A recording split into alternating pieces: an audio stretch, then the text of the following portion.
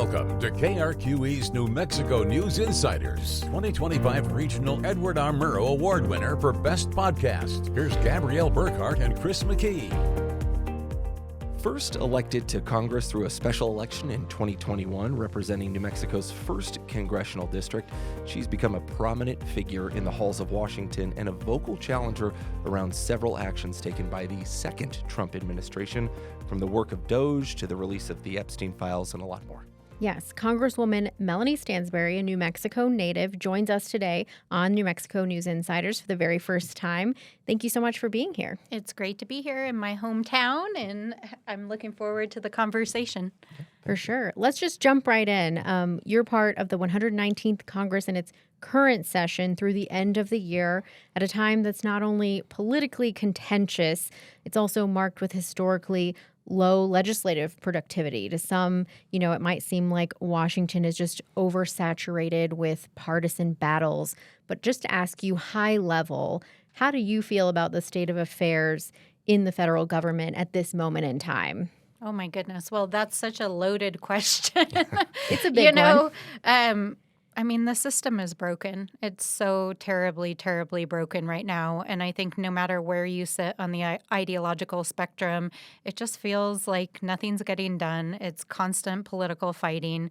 And what is happening in Congress and in this administration is absolutely unacceptable across so many different spheres.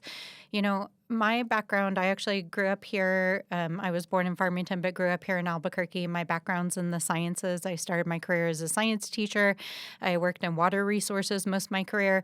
I never expected or thought I would go into politics. And the main reason why I ran is because I believe deeply in our people and our capacity for meaningful change. And I felt strongly after the first Trump administration that we needed good people to run for office who care about our communities. And so the work that I do is really dedicated to making sure that New Mexicans have a voice, that we're fighting for things that our communities need.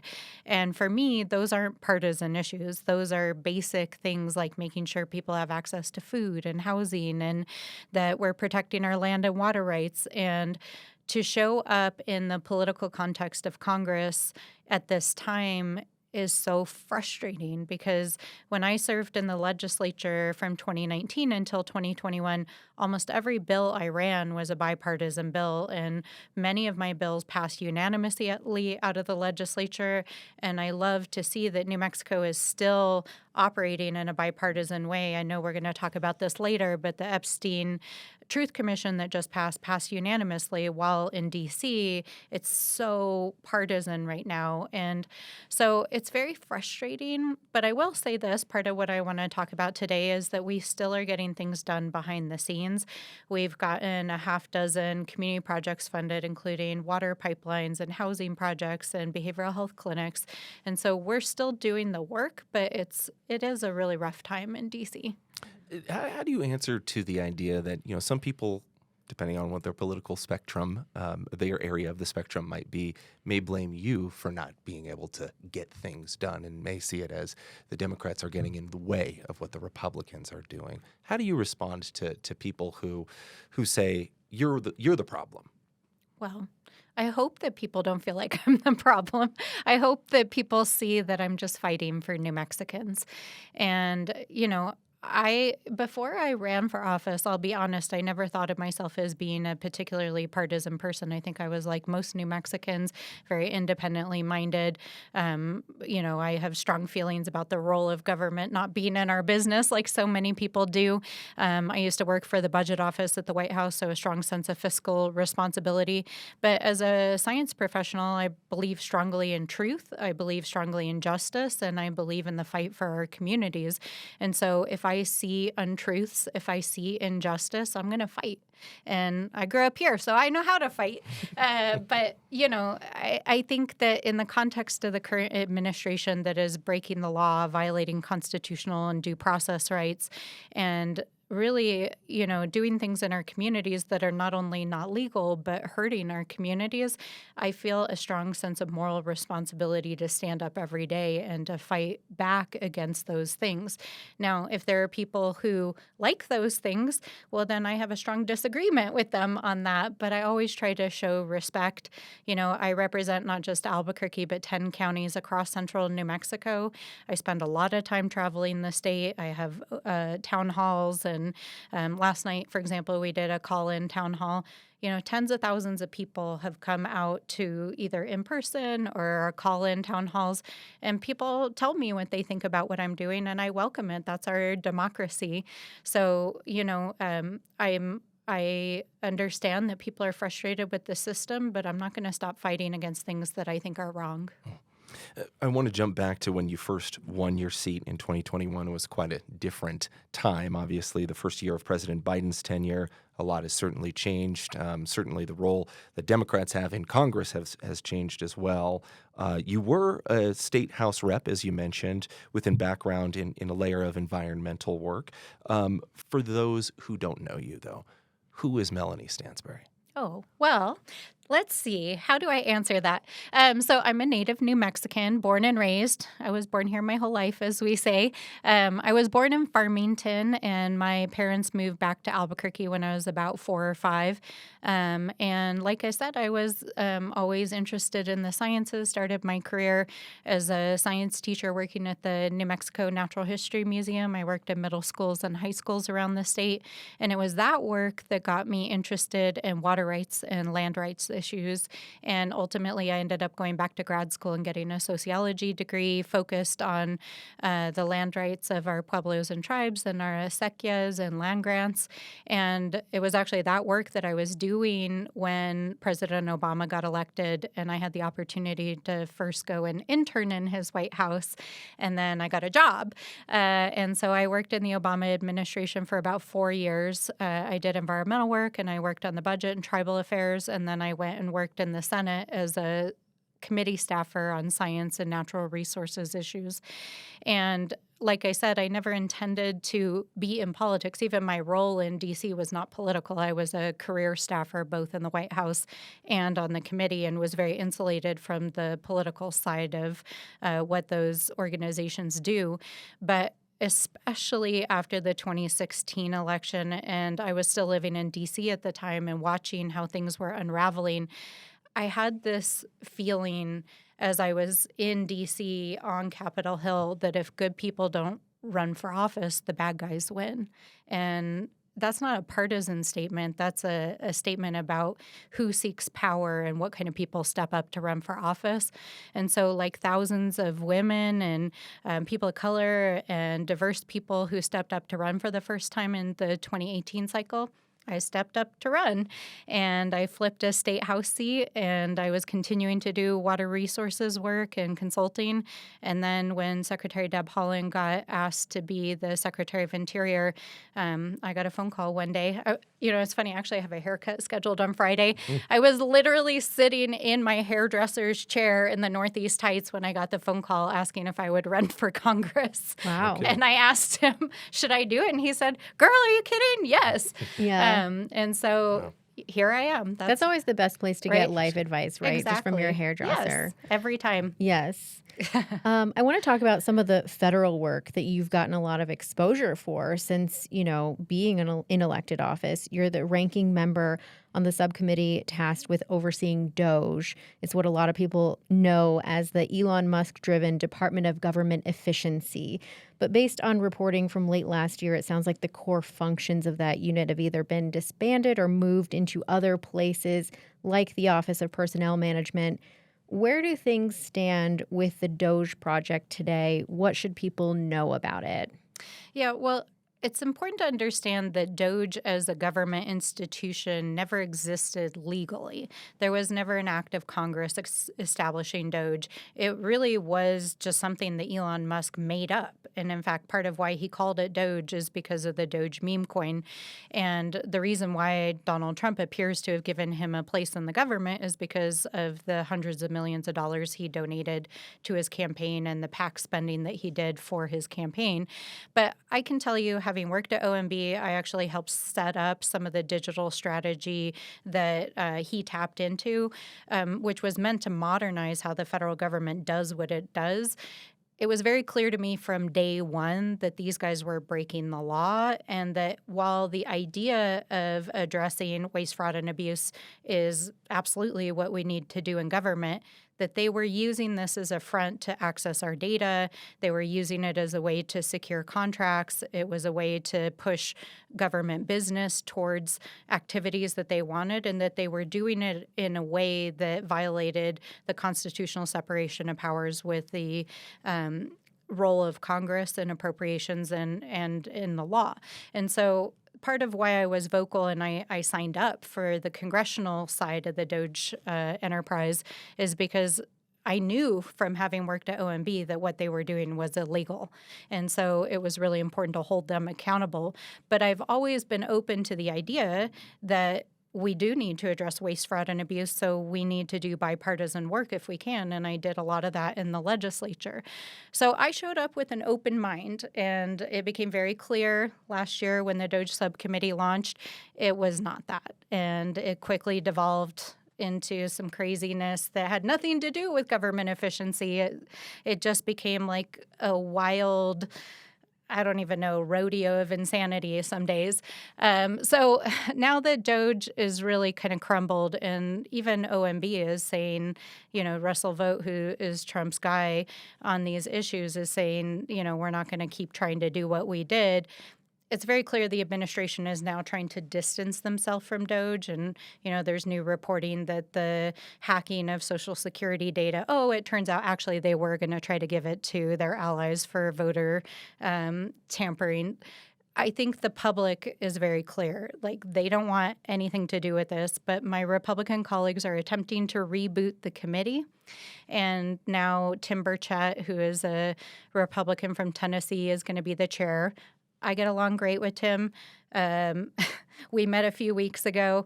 He and I would like to try to do some bipartisan work, but I've been very clear with them that if this starts to go in the same direction that it went, we're going to stand up and fight against illegal activity. And so we'll see where it goes. Okay. Do you anticipate anything kind of coming from the oversight of DOGE at this point? Is there more to find out about what happened in the past, so to speak?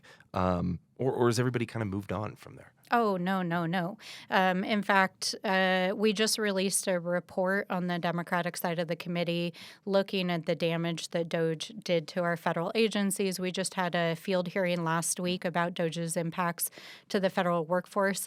And in addition to congressional oversight, there are dozens of cases still in the court system of illegal activities that DOGE undertook, whether that was mass firings, reconfiguring agencies. We know Russell Vought is currently using money that was meant for helping children in developing countries through USAID to pay for his own security right now.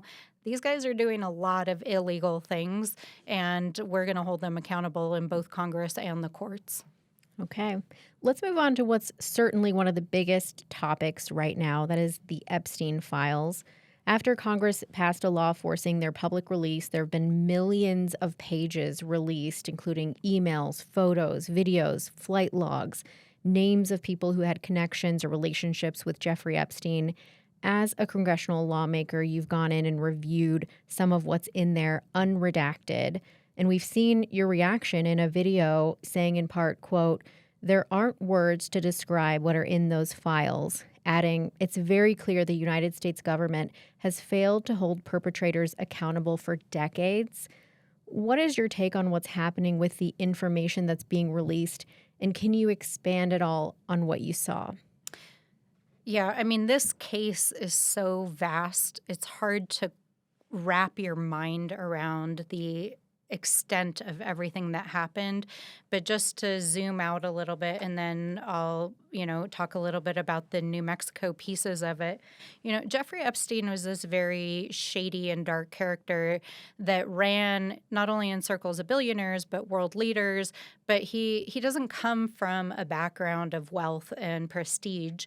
And so there's all these questions about how did he make money. Today, my colleagues are actually in a deposition with Les Wexner, who was the billionaire who many believe actually made Epstein wealthy and, in fact, gave him not only cash but allowed him to manage his affairs. And also the apartment where some of the abuse happened in New York was actually Wexner's property. What we do know is that during his time living in Palm Beach in Florida, there were almost 40 minors who came forward with sworn statements that they had been trafficked, abused at his property in Florida. And at the time, the local authorities recommended prosecuting Jeffrey Epstein. And ultimately, the state decided not to, which was very strange. And then all of a sudden, the Department of Justice was brought in, and the DOJ recommended prosecuting. In fact, there was a 59-page indictment memo drawn up, and they had a warrant for his arrest. And one individual, Alex Acosta, who was the U.S. attorney at the time, decided not to prosecute. And all of the patterns suggest that whether it was law enforcement, whether it was DOJ, whether it was state AG, whoever it was, something happened. Money was exchanged, threats were made. Who knows what happened inside those circles, but there was never a federal prosecution, and they buried the case. Fast forward nearly 2 decades later, in 2019, because of reporting of a Miami Herald reporter who had been interviewing survivors, ultimately that led to so much public pressure that Alex Acosta, who had at that point become now Donald Trump's Secretary of Labor, was forced to step down, and DOJ pulled the trigger and arrested Jeffrey Epstein and Ghislaine Maxwell. And of course, Epstein died before his prosecution, and Ghislaine Maxwell was prosecuted in 2021. But here's the thing that I think is so just disturbing about this case. When you look at those files, there are over 1,000 known victims. And over that 2 decades, the FBI and Department of Justice interviewed hundreds of different people.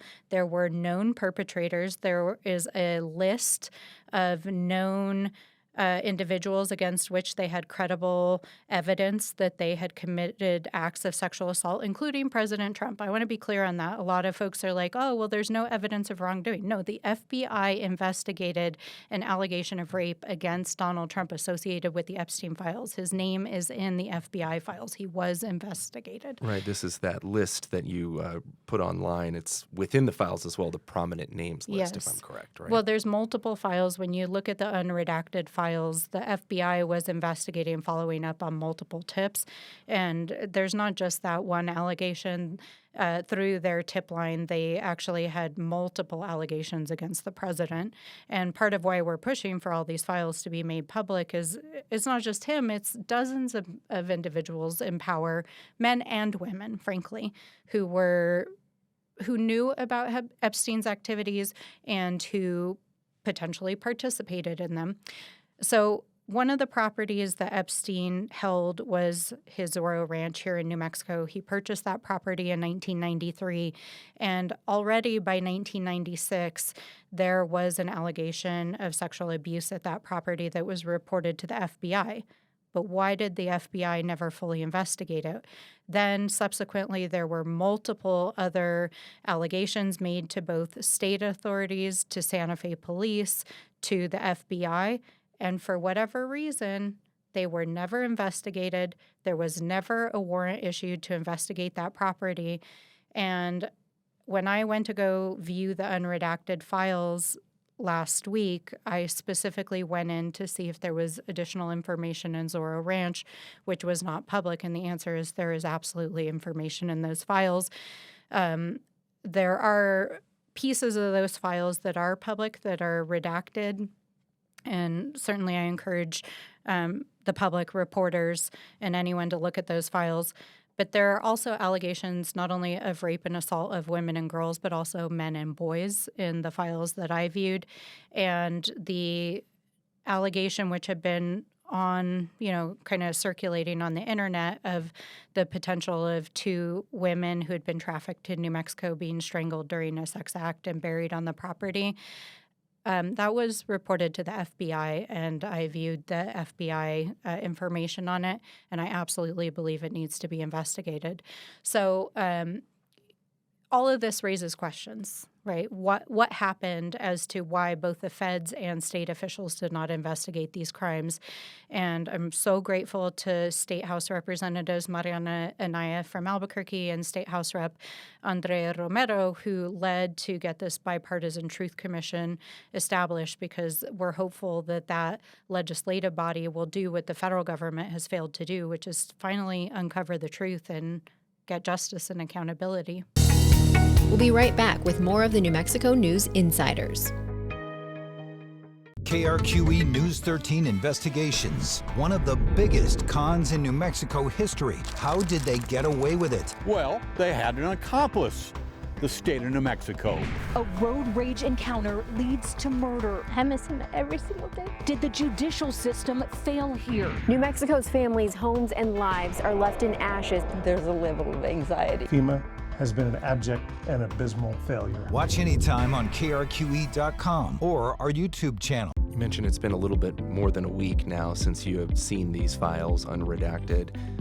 The next day, you were alongside fellow House lawmakers making a statement outside saying, in part, quote, "We're being asked every single day to name names of those who had close ties to Epstein. But as you pointed out, the FBI, and just now here in our conversation, the FBI had this list of prominent names. It includes Donald Trump, Bill Clinton, 9 others. Are there other people to name, though? I think that's one of the first questions I had for you. Mm-hmm. You feel that those folks have perhaps been protected by the redactions made by the DOJ.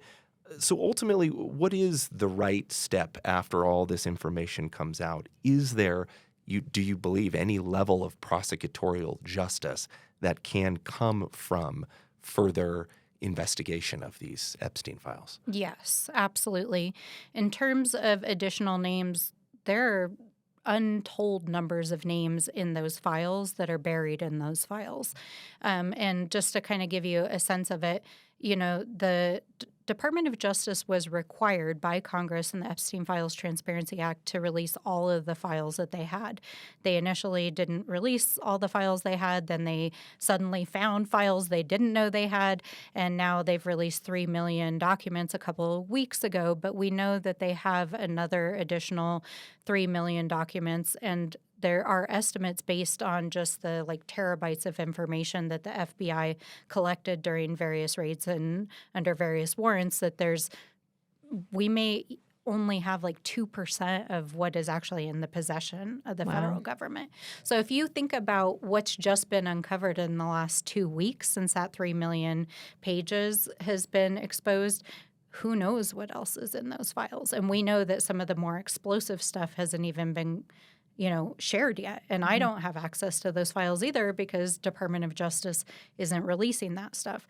But what I can tell you is that as people are combing through these files, and it's just such a vast amount of material, we have reporters, members of the public, committee staff, lawyers, the survivors themselves are sending us questions about why is this name redacted? Do you know who it is? And so one of the things I'm doing is I'm working with folks to unmask and uncover names where appropriate. And, we've already seen a dozen other individuals who've been named, including, the businessman from UAE. There's a prominent figure from the Kremlin who was unmasked this week by a reporter. That is all coming out as we're going through the files. But, I think that for many years there was this idea that there was a book somewhere, and there may be a black book that Epstein had of his customers or whatever the it was. Client list, I think, as a lot of people have referred to it as. But I think you have to understand that, as we understand more about how Jeffrey Epstein and Ghislaine Maxwell moved through their world, Jeffrey Epstein, we don't even know who he was or what he did. We know that he was engaged in business deals all over the world. He was advising heads of state, magnates in Silicon Valley. And it appears that he was not only himself a sexual predator, but he used the bodies of women and girls as a currency in his business dealings. So he would, have a party and invite his friends or business associates over. And so who knows how many people witnessed activities, participated in activities, or just knew that this guy was a predator. And so we can name a lot of names, and there are people that need to be held accountable because they committed acts of violence or rape against women and girls. But also the entire network and the entire system protected him. And I think, as we've been working with the survivors, what's the end game? And I think that's what you're saying is, yes, we will prosecute anyone who has criminal liability, or we will ask or recommend that our AGs do that. And certainly in many jurisdictions, the victims, I think, have civil cases they can bring as well. But in addition to that, the question is, what enabled this man and his friends to get away with this for decades, and why did the government at both the federal and state and local levels shield him? And that's about changing the system. Yeah. I think this whole thing just raises the big question of what can money and power buy you? And New Mexico has been a huge part of the Epstein narrative for years. Like you mentioned, he owned Zorro Ranch that was outside of Stanley, New Mexico, in Santa Fe County. You recently signed support for the state lawmakers to investigate what happened at that ranch as part of the Truth Commission. This is a bipartisan House investigatory subcommittee led by state lawmakers. It's 2 Democrats, Andrea Romero, Mariana Anaya, and 2 Republicans, Andrea Reeb and William Hall. So they have a budget of $2 million to hire legal experts and investigators to process evidence and find out what Epstein was doing here in New Mexico and how some of our laws might have allowed for him to fly under the radar. One of the things mentioned yesterday in the Truth Commission was he didn't have to necessarily register as a sex offender in New Mexico, whereas he did in Florida. But what are your ultimate hopes for the work that they're doing here? I mean, justice and accountability and healing, because, I was watching an interview that Rep. Anaya did this morning on CNN, and she mentioned, our families we live in these communities. And when I think about New Mexicans who were exposed to harm, whether it was individuals, women or girls or boys who were taken to the ranch and abused, or it was people who worked out there who saw it, or people in the community who heard the rumors. I think part of the role of the Truth Commission is to not just tell the truth and then have prosecution of crimes and strengthen the laws, but also to help our communities heal from what happened, because people knew and people were being hurt.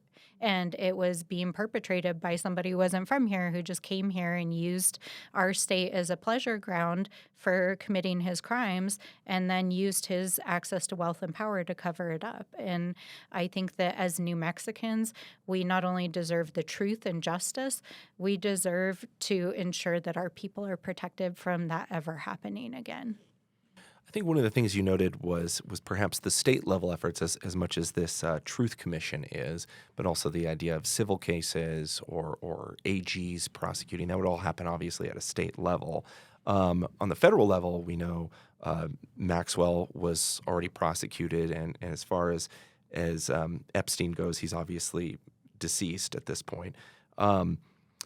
So I ask this in a sense of state level work is happening, but obviously the release of this information, I think, has led many to say the feds need to do more investigating, right?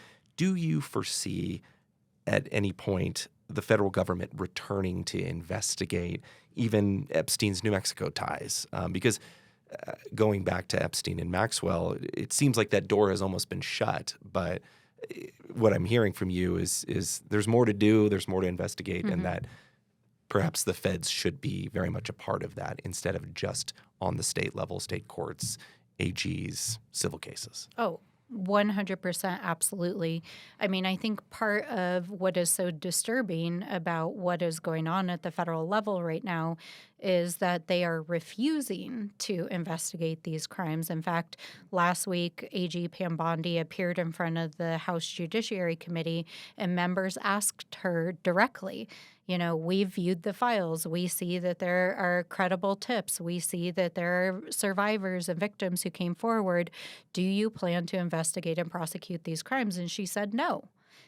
That is an abrogation of her responsibility as the United States Attorney General. That is her fundamental responsibility as the highest law enforcement agent in the country. And if she is not going to do that, I believe she shouldn't be sitting in that position. And, you know, by the way, that position is supposed to be nonpartisan. There has always been, or at least supposed to be, a political separation between the party of the president and whoever sits in that law enforcement role. But clearly, in her current role, Pam Bondi is doing the bidding of Donald Trump, and he does not want these files or their contents to not only be viewable to the public, but to be prosecuted. So, you know, at the current time, they're telling us that they don't plan to do anymore. Todd Blanche, who's the assistant attorney general, came on TV right before they released the last 3 million files and said, we're not releasing anything more. Well, let me tell you, we got another thing coming for you guys. And what has made it possible for even these files to get released is public pressure, both through Congress passing a law compelling them to do so, and the millions and millions of Americans who have stood up across all sides of the ideological spectrum and said, we demand justice. This is not okay. And so we need the American people to continue to use their voices and demand justice. Yeah, it doesn't seem like public pressure for the Epstein files is going away anytime No. soon. But I also want to talk to you about some of the local politics that you're involved in. Obviously, you're here with us in studio, and tell us just what are you doing in district this week? What are you up to in New Mexico? Well, it's always a joy to come home. I live here, so I commute to work in D.C., and I'm always going back and forth. But when we're here in New Mexico, it's always focused on the community and making sure that we're visiting people in the community, lifting up the stories of the people in our community, and celebrating the wins that we are still delivering, even in spite of all the political chaos. So this week, you know, like I mentioned, yesterday we had a town hall with Mayor Keller. It was focused on the Albuquerque metro area and the work that we're doing to protect our community from the kinds of raids that we've seen in places like Minneapolis and Portland and Los Angeles. We are visiting lots of local institutions. Today we're going to the Holocaust Museum on Central. We're doing some ceremonies to celebrate some of the funding we've secured. I'll be in Bernalillo tomorrow. We're opening a new animal shelter, which is very much needed in Sandoval County. And then we're also celebrating some of the big wins that we've had in the funding arena. And even though we're in a partial government shutdown right now with Department of Homeland Security, we just passed a whole slew of appropriations bills. And I'm very excited that we got a bunch of funding secured for our district, including a new fire station down in Fort Sumner. We were able to get additional funding for APD and the Bernalillo County Sheriff's Department. We've been working on affordable housing, and we got a bunch of water projects funded, including for the Pueblos for irrigation infrastructure. Santa Rosa is going to get some new water pipelines soon. And also Corrales, we were able to secure some funding for their wastewater treatment plant. Or to tie into the wastewater treatment. So even though it's such a politically contentious time, we're still doing real stuff that matters for New Mexicans. And the other piece of it that I just love about being home is I love to use my platform to lift up the stories of New Mexicans.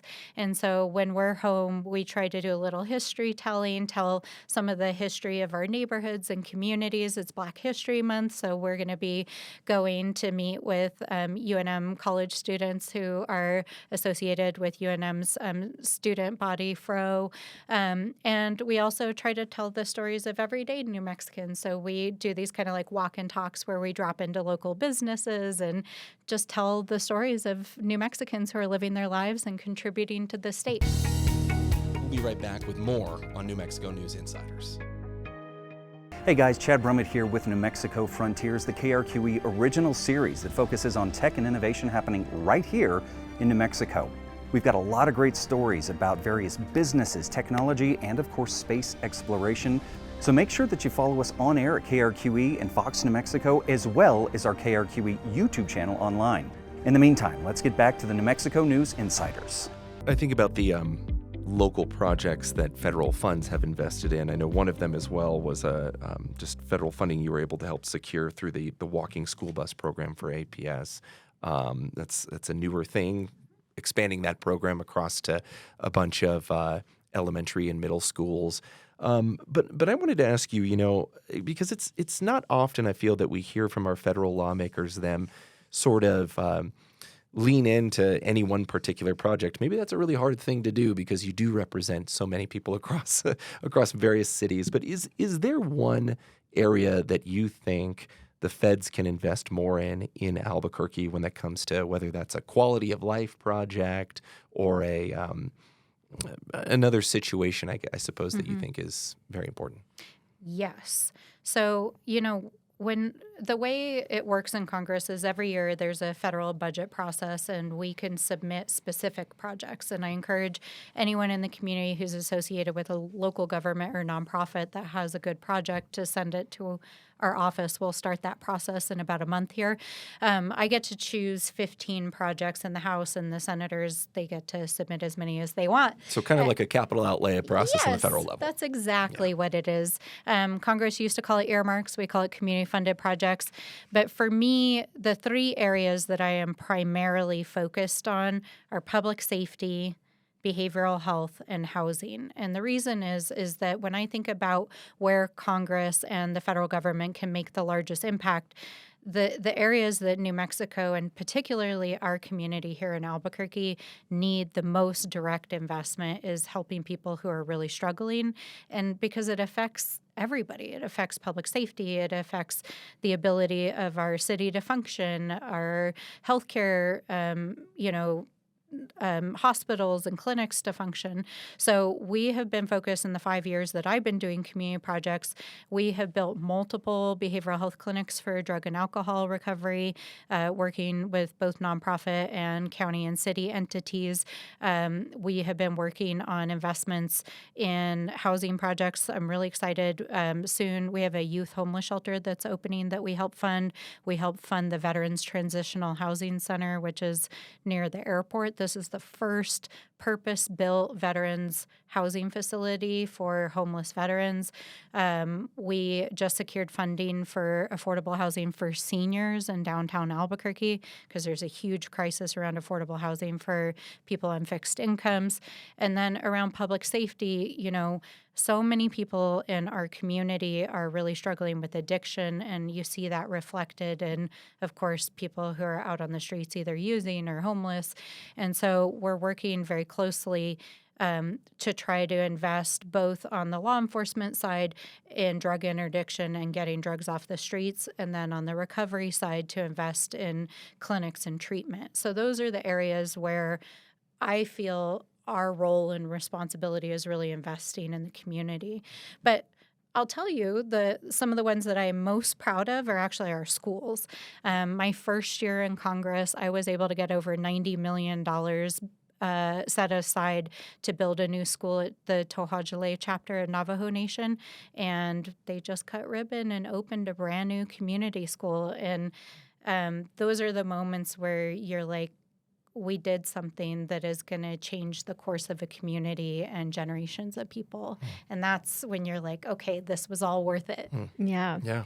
Well, we know you're a busy woman, but we can't fail to mention immigration. The Trump administration has obviously made this a priority, where we've seen protests both nationally and locally reacting to the work of ICE agents and the deaths of Renee Good and Alex Preddy in Minneapolis.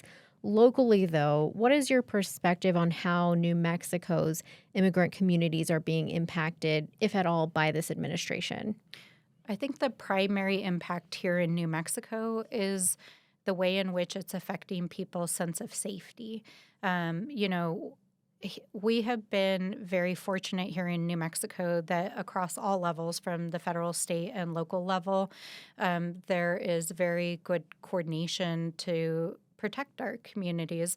Our mayor has taken concrete steps to work with the immigrant rights organizations and the ACLU and nonprofit organizations to make sure that people know their rights, that we're creating safe spaces. We have city and county ordinances that prevent coordination of our local law enforcement to help support the violent agenda that the federal government is carrying out. And just 2 weeks ago, our state legislature passed House Bill 9, which is the Immigrant Safety Act, and it was my top priority for this legislative session in addition to the Epstein bill in the state legislature. I testified on that bill. I helped to advocate to get that bill passed because that bill is about ensuring that we have a state statute in place that ends the use of for-profit private prisons to detain people and also to secure our law enforcement from becoming complicit in what I believe is largely an illegal enforcement agenda by the federal government. So I think we're doing a really good job here in New Mexico of protecting our communities using the tools that we have, but that doesn't mean that people feel safe. And one of the things that we're trying to do, part of why the mayor and I did that town hall last night, is to help people be empowered with information to know what their rights are. And I want to just say, if you're a member of the immigrant community, if you have a friend or family member that needs help with your visa or your immigration status, please call my office. We're here for that. That is part of what our job is. We work on immigration cases every day. If you have a friend or family member who has disappeared or you don't know where they are or you think they might have been abducted, please contact my office. If you work at a school or a daycare and you want to get some immigration rights trainings, call my office. We will connect you with people that can help. So just know that there's no wrong front door and that we got your back. We thank you for your time. Is there anything else that you would want people to know or better understand while you're here? You know, I think that I'll just end by saying that I know it's a really scary time for so many people. And I think it's just so important that people don't lose hope right now. And I'm so proud every single day that I live in New Mexico, that I get to represent our people and to work alongside the organizations that are fighting for our people. But also, I'm proud to be a member of a state that is literally the only state in the United States that has passed free childcare, free college, that stepped up when the federal government said they were going to cut food assistance and health care and helped shore up those systems so that our people wouldn't fall through the cracks.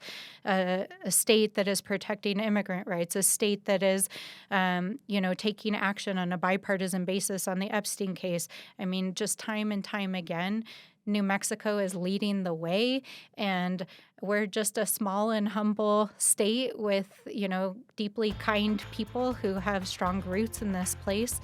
And I just want to say I'm honored to be able to work alongside everyone every day. Well, Congressman Stansbury, thank you so much for being here this afternoon. We appreciate it. Thank you. It's been great. Thanks again to Congresswoman Melanie Stansbury for taking the time to stop by our studio and have this conversation with us. On the way out, I asked her, is there a restaurant or a place that you frequent when you're home in New Mexico? Right. And she gave Twisters a shout out. The West Side burrito is her go-to. Yes. So, I believe she said it was a solid burrito. Mm-hmm. So a fan with green favorite chili. There. Mm-hmm. So very good. Well, we appreciate you listening. If you have any ideas, let us know. I'm at chris.mckee at krqe.com, also at Chris McKee TV. And I'm Gabrielle.Burkhart at krqe.com via email and gburknm on social media. Thank you all for listening and watching.